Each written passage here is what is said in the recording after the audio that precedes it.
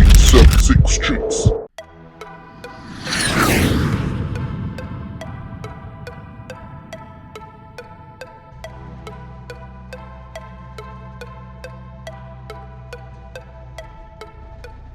My name is Kenneth Timoll, also known as Kenty from Kenty Racing, organizer and promoter of the Jamwest drag series. For this year, we have 5 events for drag rivals. We've already completed 1. Looking forward to the next upcoming event, which is in 2 weeks on the 30 and 31st of March. I started racing in 2007. It was my first time participating in a drag racing event at Vernon Field. I started out with a 1985 GTS Corolla with a turbocharged 7A with a 1616 head. Car made about 300 on pump gas. It ran 13.0 with some issues, but we were starting out. At the time I was just coming out of high school, so I was new to the thing.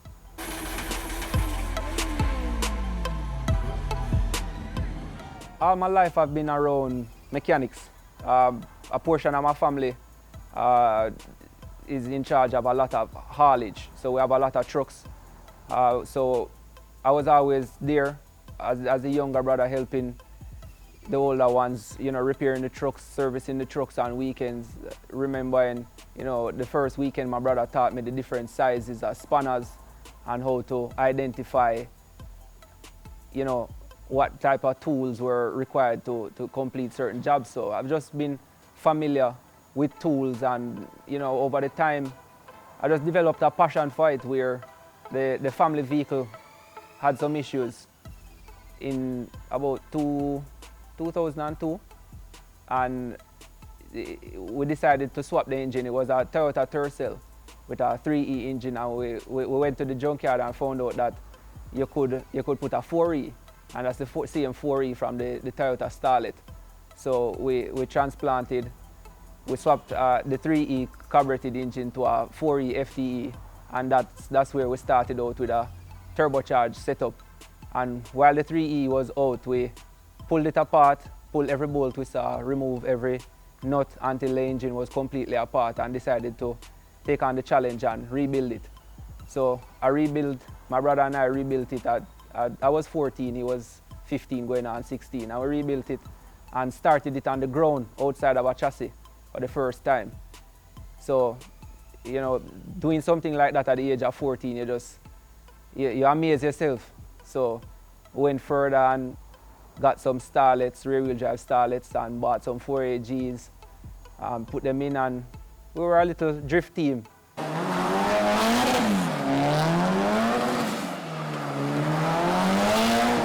I mean, at the time we had no license, nowhere to go more than about 100 feet away from the family home gate, but that was enough space we needed to do donuts and slides and disturb the piece 24/7. So that's kind of where the passion developed, and as we got older and started earning our own money and saving and whatever way, we got more serious, built the cars, and it's kind of what drove us to have this passion today to be here now hosting events with some of the fastest front-wheel drive cars in the island.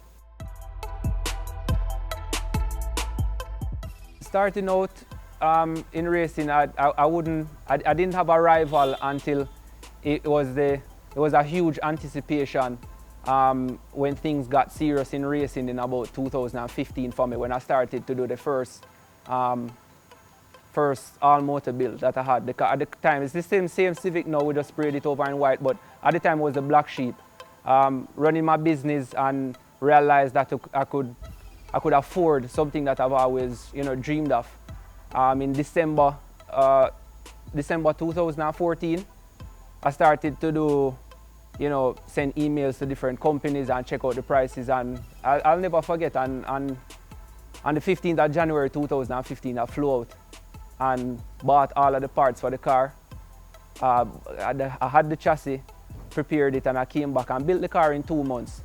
When I told friends and family and other racers, the plan was to build the first all-motor 4-cylinder Honda to run a 10-second time on the first pass. Persons kind of ridiculed the idea and say, oh, it might happen in the US, but it's not going to happen here. And even though I was still working on a tight budget, the very first pass I made on the car, it went 10.8 at Burnham Field. And that's when we fell into the rabbit hole. At the time, our next competitor was Xavier Murray. He was running low 11s with his car. We battled it out. He took the record and went, I think it was 10.3 or 10.4. Then we battled back and forth running 10.1s, 10.0. I make a pass, I have the record. He make a pass, him have the record. And we battled back and forth like that. And when we kind of reached a point where after 2015, 2016, we pretty much exhausted everything and opened up a whole new platform of drag racing. And it really elevated the interest of spectators to see these cars competing with Evolutions, Supras, and they were just 4-cylinder all-motor cars. And they were well put together. We decided to take things a step further and went turbocharged with the car. Well, it was our next setup, my brother Robert's car. I did a full race engine for that car. First pass out on that car we did, I was driving it. It ran 9.4 at Burnham Field.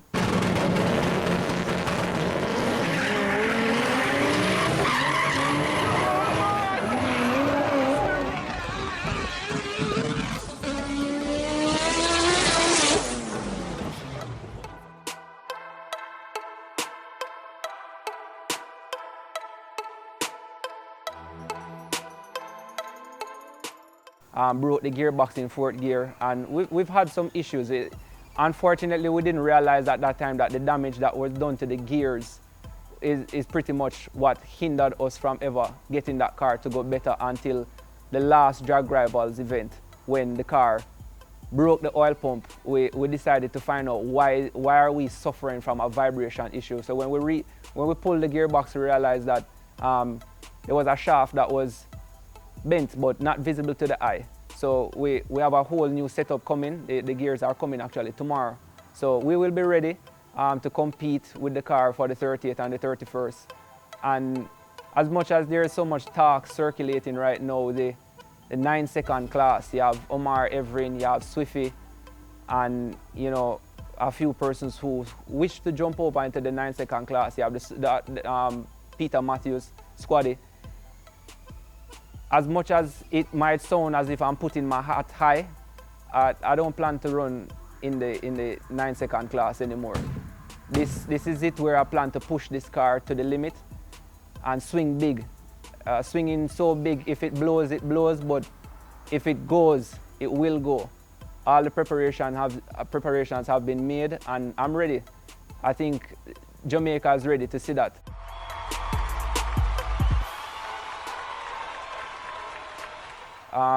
We have pushed the envelope and gotten this car to do amazing things, and it's just for us to get one clean pass, and the time is here, so don't miss it, because if it happens, it's going to be something epic.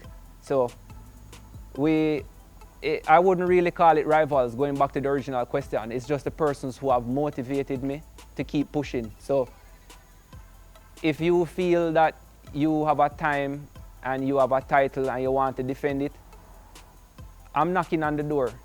So if you want your name to be in the books still in the future, I am now pushing you to compete with me, because I'm going to 8s. So ready or not, here I come.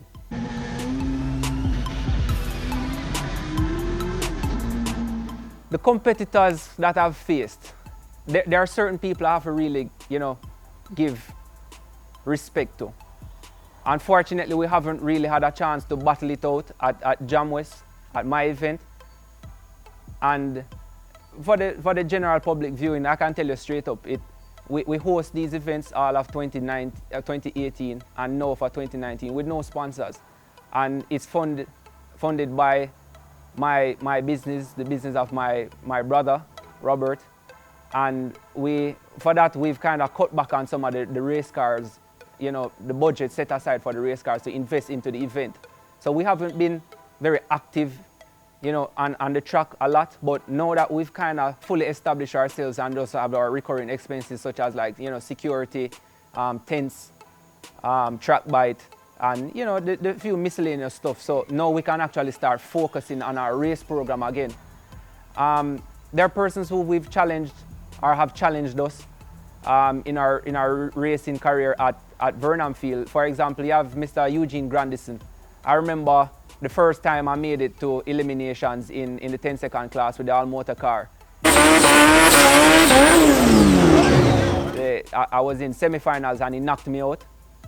The following event, we came out, and I remember when we both left the line, by the time I got into third gear, I was out in front of him. I made a 10-1 pass there, and it felt good to know that, you know, just the span of 2 months, you pretty much could change a 10-6 car to a 10-1 car. And, you know, that pushed me to eventually get the car to 10-0. You know, persons have always wished and hoped that there would have been an opportunity where Xavier and I could line up. And I also wish for that too. So, you know, whatever difficulties and challenges he's facing are the reason why he's, you know, not able to partake at the events. We wish that, you know, that can pass so that we can actually line up one day and, you know, settle that, because we've been to the starting line twice. He had gearbox issues the first time, so I took that one. The second time, I had gearbox issues, so he took that one. We never got a chance to line up for the third time, you know, especially with the turbo cars either. So we'd love to see that, because he has a 9.3, I have a 9.94, and the cars are pushing. So with himself, or by himself, he's a strong competitor. You have Dwayne Porter, who is coming with a project. He, you know, done some work in the past and he's working on something great right now. So we're looking for him to come out, because, you know, we have a time slip, we have the power, we have the technology, and we're pushing the envelope. So whoever comes and decides to step up, you know, as much as Omar is talking, you know, Omar, you still haven't seen the time that we have Omar, so it doesn't really take much to take you off the high horse. You know, we just haven't competed. When I run, you know, I see you there watching, hoping and waiting to see my time slip to see if I'll be a competitor. But the next time that I throw up on the board at Jamwest, I don't think you and I will fall in the same class. Damn! So unless you decide to step it up, then you can't really call me out on that one, Omar. So waiting to hear what you have to say about that. The Subaru Swiffy, I know he puts in a lot of work, a lot of research, calls me, we talk a lot. The same thing with Omar, we talk a lot. And, you know, he's really pushing the envelope, and I wouldn't doubt him. I wouldn't doubt him being a competitor in the 8-second class. I don't doubt Omar either. But there's something that has to be there to drive them. So, you know, until somebody decides to take the step and cross over, then nobody will feel, you know, encouraged or, you know, fueled enough to say, hey, I need to spend this extra money, I need to spend the extra time and get the cars out and test them. So since nobody wants to go out and do it, I'll do it. I'll set the pace. And as I said, we're swinging hard. So if it hits, it's going over the wall. Big sixes on this ground. Test match, we saw one on the roof here right above us. And this one here. Most memorable moment since racing is definitely the first pass I made in the turbocharged car at Vernon Field. Definitely. The first pass, the car, we finished it at like 6 a.m. And I remember calling Chris Elliott and saying to him that, you know, the car just got off the dyno and I still haven't put on the trunk, the brakes not fully up to par as yet, so I'm going to get there at about 10:30, 11 o'clock. And he said, you know what, I'll hold a spot for you. I got to the track, and while the car was on the wrecker going down, I was still inside the car sitting down doing work and setting up, you know, all that needed to be set up. And I went out on the track. It didn't have tach, it didn't have even one gauge, no shift light, nothing at all. The only experience, I never drove the car more than onto the trailer. The only experience was driving the car on the dyno. And I went on the line and tried to do a third gear burnout and the car just bugged. So I put it in first and I do a burnout and say, you know what, I will just try it. It's the first pass, let's see what happened. And the car went. I was just listening to it. So I short shifted it. Afterwards, I checked the data logs and realized I was shifting the car early. But it went out and it did a 9.4 pass.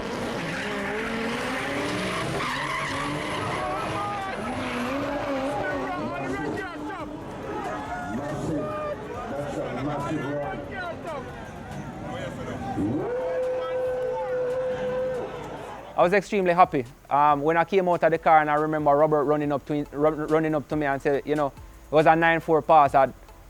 I switch off the car, throw down the helmet and I run out and I jump. There's a picture somewhere out there where somebody captured it, where both of us was pretty much mid-air, feet off the ground, and we hugged. And I remember talking to him and, you know, telling him how happy I was because it was 2 months of non-stop work to get that car from a full street car to a full race car.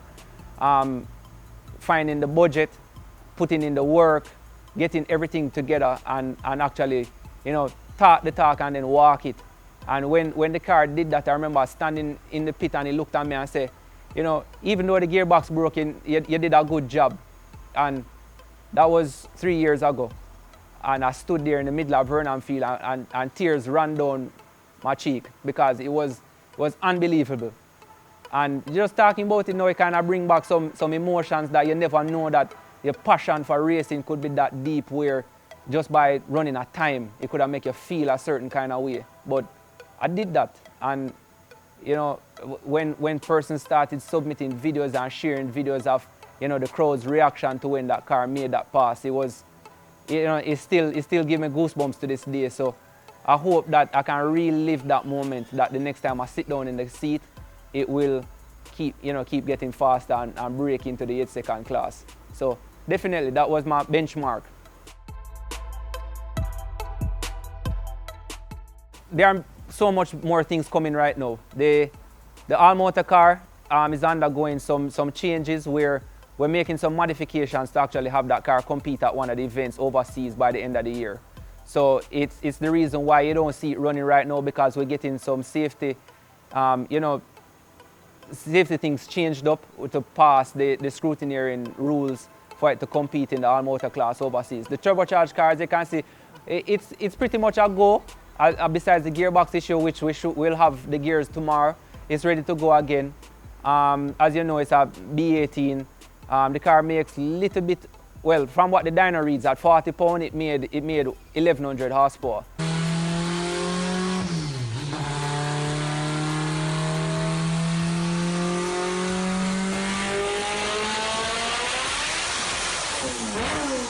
At the track, if we turn it up to like 55 pounds, which we've done already, it breaks stuff. So between axles or gearbox, it will break it. So we can run it safely at the 40 pounds to make about 1100. The all-motor car made 430. This one, which Leon is going to be driving, I bought this car like 2-3 weeks ago as a stock B16. Wanted her to get some experience with the car, but this is going to be the future all-wheel drive K-Series car, which we definitely, I mean, we can push the envelope and probably get a 7-second car out of it. So we have the parts accumulating, but we're focusing on the event. We're just running it right now. She's going to drive it, compete with it. Hopefully can get her better by the end of the year. But we have her car as a turbocharged. We're going to actually take the engine out of this one as the B-Series turbocharged and put it, I'm doing a chassis for her with, full race car, roll cage and everything because, I want her to be safe. So this is going to be my all-wheel drive car, turbocharged K-Series. As you know, the other ones are coming. So we have Perry from the crew, which is coming with a strong B-Series all-motor. You already know Toda, which has his 10-second all-motor car. And we have Lizard Laws Racing, who have worked with us, and he's coming with a strong all-wheel drive K-Series also. So the team is definitely now finding time to get back into our race program, because all of last year we spent our time trying to build the event that is now host to, this epic showdown that everybody's looking forward to. So bear with us. We haven't gone anywhere. We haven't given up anything. We just, redirected our interest at the moment to kind of build and, fully sort out everything with the event aspect of the racing, and then we'll be back on the track. So definitely for March, you'll see Leon driving this turbocharged B series. It's just a stock B16. Haven't even gone on the dyno with it as yet, but we'll do that before the event. So she's just driving it around now, getting a feel of it. You will definitely see myself or Robert driving the turbocharged car. And yeah, that's it for now. But definitely for July, the numbers will increase drastically based on the amount of cars from the KNT Racing Camp on the track.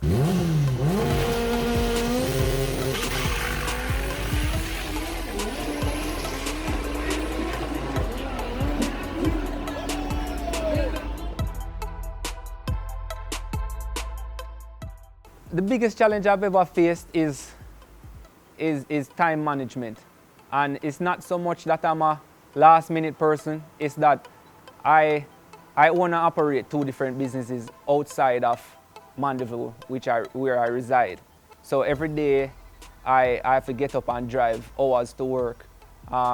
These businesses operate 6 days a week, but I carry that work home, so it's almost 7 days a week.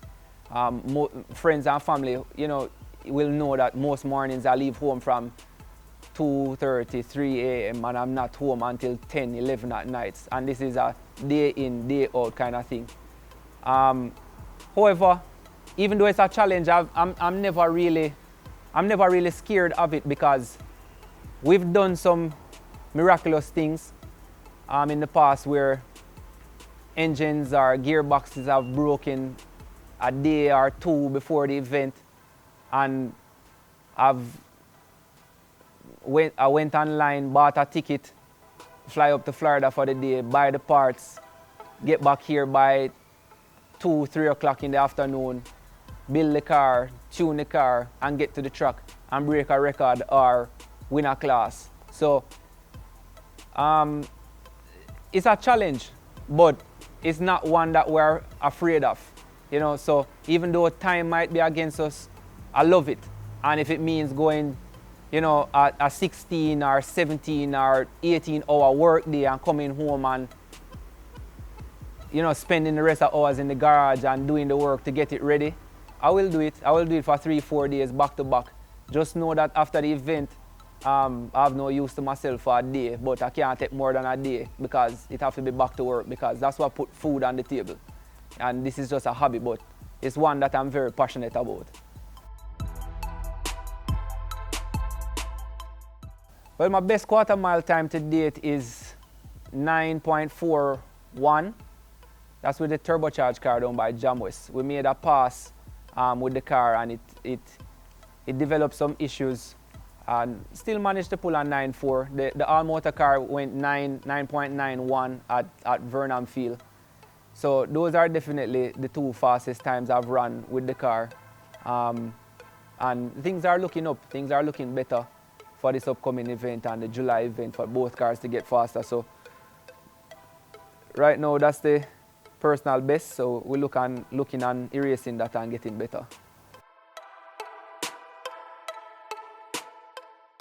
So the goal we have in mind for the Jamwest Drag Series is just to keep building the sport, investing in whatever we've earned to keep getting better. We want to just continue producing, great work, well-organized events where racers and spectators are pleased with what we've done for drag racing. For our race program, as I said, I want to have all of the members out, sitting in the seat again. So as the builder and tuner for the team, it's my responsibility to find the time to get the cars ready. Leon's car, Robert's car, my car, Perry's car, get them built, tuned, tested, ready and waiting. So, at the end of the event, while we're handing out trophies, we can collect some, for ourselves, and, just continue to grow the sport and build the same energy, and hope that what we do can actually, encourage persons to come out and support, because it's for the betterment of the sport. It's not about us. It's not about, media attention. It's not about money. It's just a hobby that you don't want to see die, and it requires, dedication and hard work to getting it there. So we're keeping our shoulder to the wheel, and we're keeping focus on why we started doing this. And we're racers who have become organizers, and both aspects of it are very important to me because it's a thin line between, the racer and the organizer. And we understand. So we put our ears to the street, and we've listened to every, concern, every suggestion, every opinion, and try to use that to make every racer feel, a part of what we are doing, because it's important that, the racers, voice their opinions so that each and every event we can get better at doing this. From the team, we can definitely say for the event, we have everything in place, ready to go. I've established a new method and technique for track preparation, which I plan to utilize this event. So hopefully all the cars will get faster, benefiting from that. We'll continue to bring, great organization and communication with the racers to, a safe ending event. From the team, just look for, strong competition. I really hope that, Leanne gets comfortable with the car. I hope she can, bring home a trophy, or if not, run some rounds and, get comfortable driving it.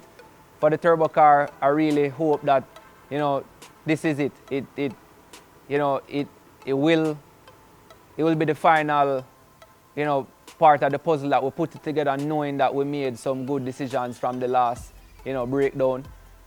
It should come out and run at a very good time. So that's all we can say right now. We don't know, anything can happen, but we are somewhat prepared for whatever happens, that we will bring our A game.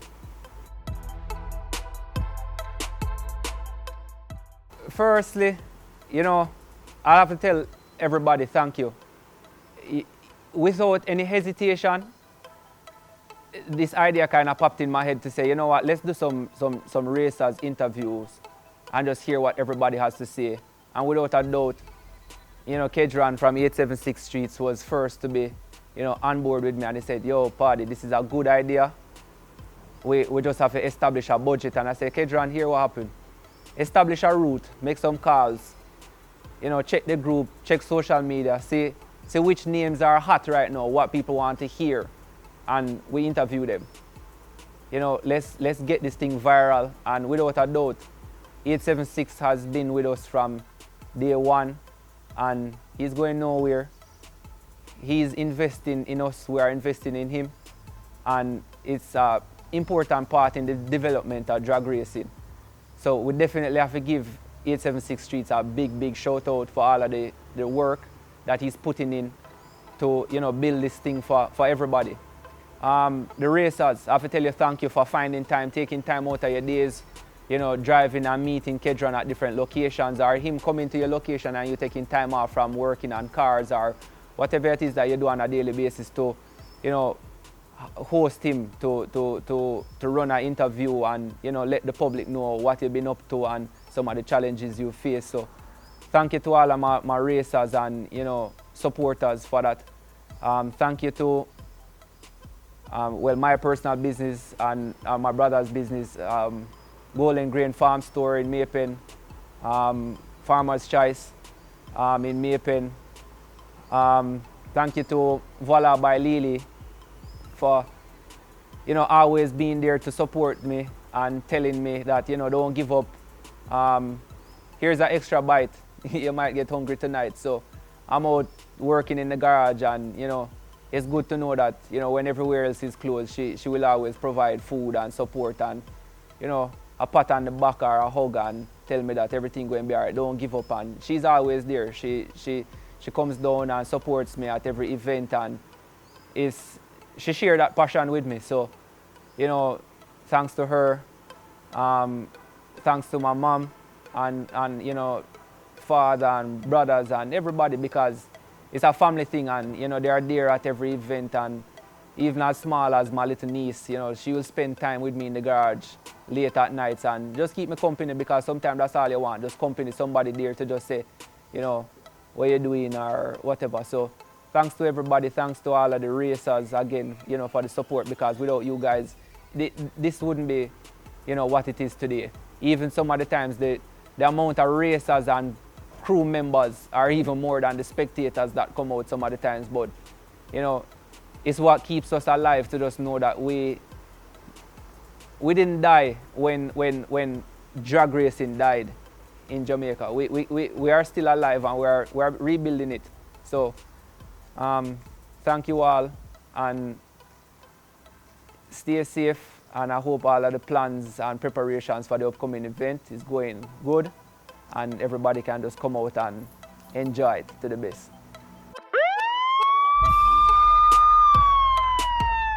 My call-outs for Drag Rivals 2, persons are expecting it.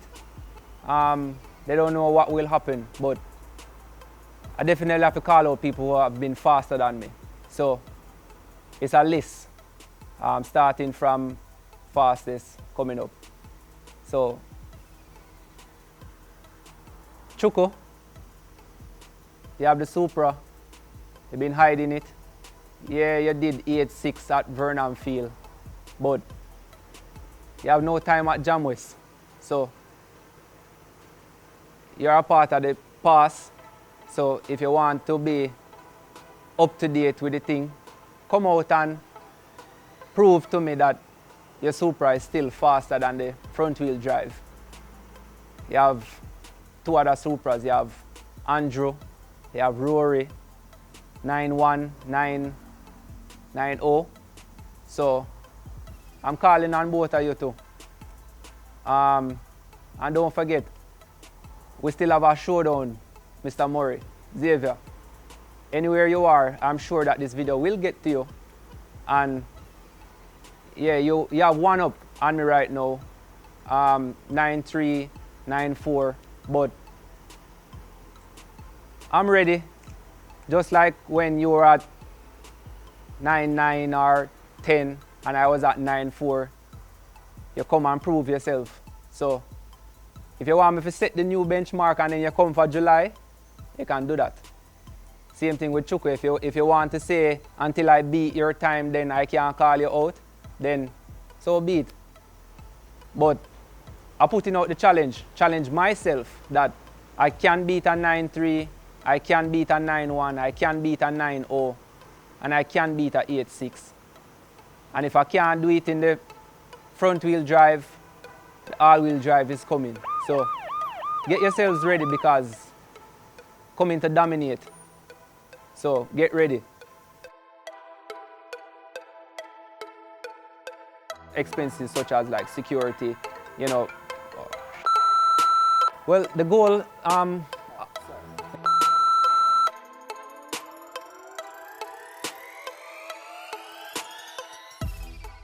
listen, this one is the big staging. We've created a crazy buzz from the success of the January 27th Drag Rivals 1 event. There's so many scores to be settled for this one. You don't want to miss it. Where some serious feelings got hurt and some people feel like they need to come and redeem themselves. That's why we titled this event Redemption. So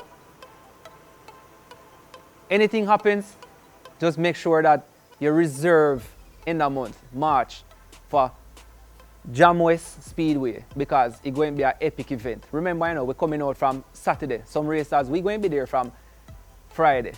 Track prep ready. We're going to test and prepare the car, make sure so everything ready. And come out. We don't want no excuses. So come out and use the track all day. We'll have the track bike there, timing equipment running, test all you want Saturday. Get everything ready, because this is come Sunday morning. when we go qualifying, friendship with everybody kind of over. Wartime. So bring your A game. You know, based on what the racers are telling me right now, is that every class going to be full. The competition going to be so tight, you can't, boy, trust me, you don't want to miss it. Just be there. March 30th and 31st, just find the money, man. $2,000 gas will carry you come. I'm not sure about the reach back part. That's serious? You can reach back. The race will sweet you so much. You probably win some money in our crowd betting on, you know, some of the races what happening. But come on out. You know, bring the family. Racers, don't hesitate. If you feel like you can't make it, but you feel as if you should race, come. Trust me. Because this one is one you don't want to miss. Everybody know we offer a huge payout. The grudge matches will be there. And we're just expecting a very good weekend of racing. Good vibes and, you know, continue building this brand and this sport and everything, and just carry it to our next level. For those who wish to be at the event but you don't plan to drive down, there will be a shuttle service from the Ocherios and New Kingston Knutsford Express. For more information, you can contact Street Projects JA on Instagram. That's STREETPROJEXXJA on Instagram. You can also call them at 575-9006 for more information. They are offering some great packages where, you know, you go to the pickup point, they'll carry you down and carry you back to Kingston and Ocherios for the day. So we've partnered, you know, they reached out to us and, you know, wanted to help to get some spectators down, you know, with avoiding the cost of driving, or, you know, if you don't want to be too tired for work the next day. So contact them, Street Projects JA on Instagram, or 575-9006 for an alternate way of getting to the venue. So yeah, don't miss it. You don't have a reason to. Most definitely have to big up 876 Streets, always representing for Jamaica's sickest rides. You know, bringing the heat from the drag strip to the circuit track to whatever happening, buzzing on the streets. Anything you want to know, that's the page you're checking on. 876 Streets on Instagram, Facebook. You know, they'll always keep you up to date. We can't do it without them. Coverage from the sky to the ground to everywhere. Anywhere you want to keep a motorsport event, they'll support it, and they've always been a huge support for Kenty Racing and Jamwest drag series. So definitely, we can't move a step without them. They are here with me tonight, far, far away from home, and they've done many other interviews today and a lot more to come. So racers, don't give up. If you never get a call this time, we still have a lot more events coming in the year, and you know, we can't interview everybody one time. So just mash some can and, you know, defend your title and then get some bragging rights, and definitely you will be contacted, you know, for the next event, and you put it out there and call out who you must call out and say what you're about. But you will be featured. You will get your call, because trust me, with 876 Streets, nothing on pass.